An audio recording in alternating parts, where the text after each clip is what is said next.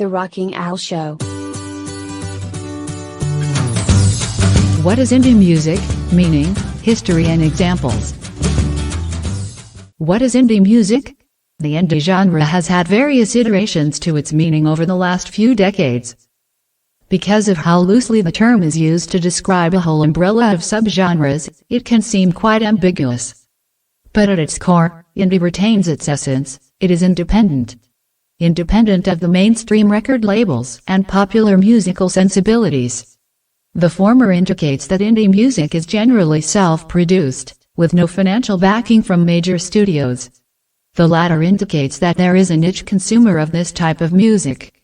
However, over time, indie music has also gained widespread attention, contradicting its origins. But perhaps, it is for the best, considering that indie music, in general, is considered more soulful than auto-tuned, mass-manufactured music. These days, many indie artists are signed to major record labels and the genre has come to resemble more the style of music as opposed to its way of production.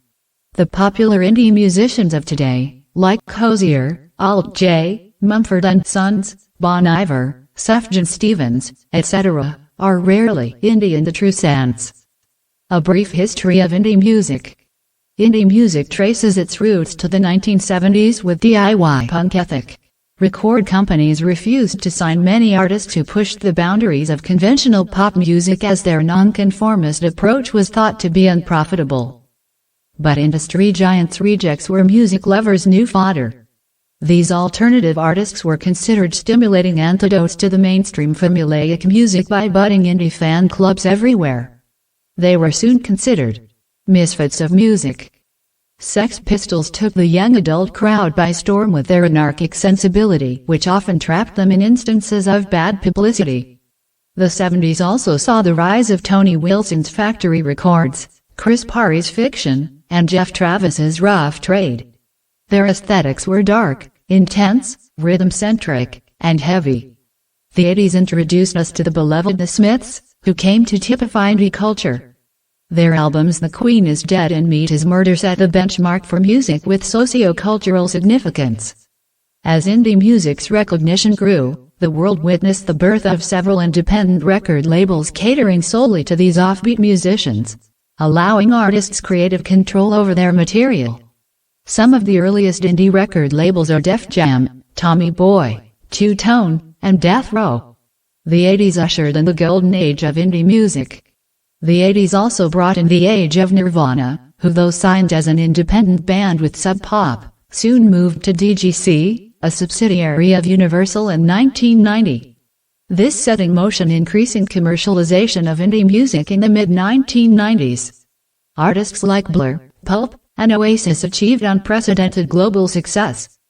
The 2000s brought to us Coldplay and Radiohead, and the boundaries between independent and mainstream music have been blurred ever since. Many critics were unhappy with the watered-down music that was being passed off as great indie music and feared a loss of authenticity. Today, indie has branched out into several subgenres, each combining an element of mainstream while retaining the sensibility of indie. Subgenres of indie music. Indie music offers room for many emerging subgenres, some of which border on the extreme.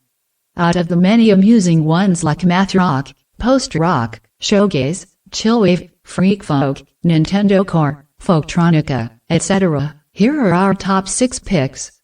Indie rock.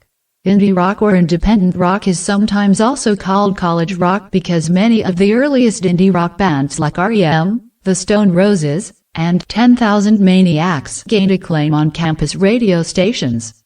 They did not necessarily gain much monetary success, but they have a loyal fan base among the younger crowd.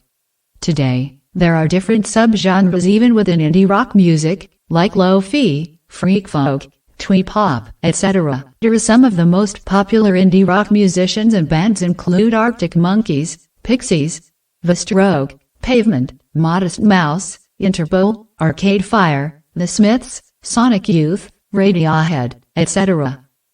Indie folk. Indie folk derives from the essence of traditional folk music and hybridizes it with contemporary acoustics. It is believed that indie folk music originated in the 1990s by rock musicians who were inspired by traditional folk melodies. This type of music generally uses simple melodies and uncomplicated instrumentations. The four most commonly used instruments in indie folk music are drums, lead guitar, bass guitar, and rhythm guitar. They are often mellow-sounding and cover themes of relationships, wanderlust, and melancholia.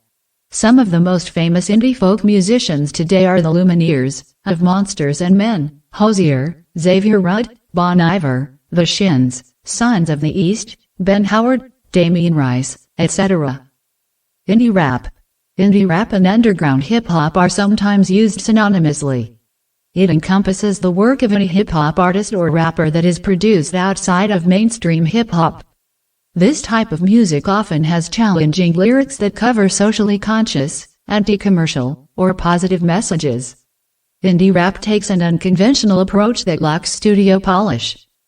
Many of the underground hip-hop artists we know of today originated in the early 2000s, and this subgenre has been gaining momentum since then.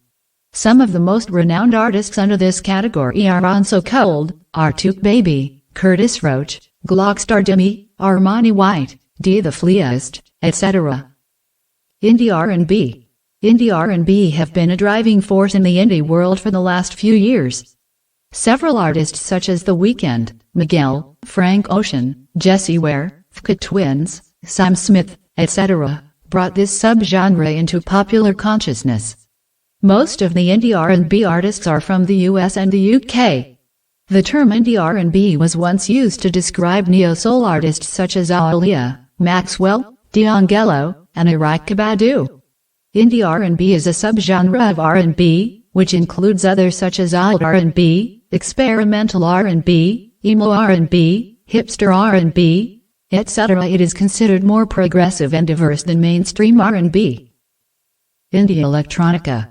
Indie electronica, also called indietronica, is both a descriptor and a genre. It stems from indie rock, electronic music, and synth pop, and combines elements of many genres.